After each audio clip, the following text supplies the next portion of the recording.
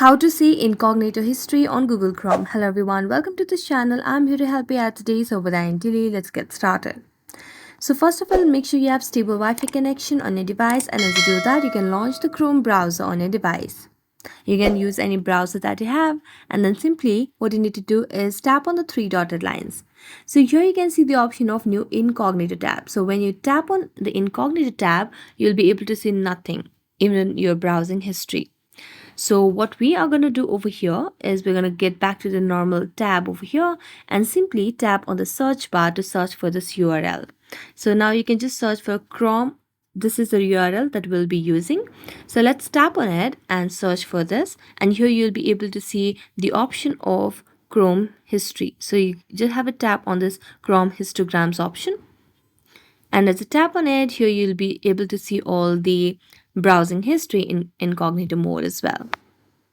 So that's it. Thank you so much for watching this video and see you next time.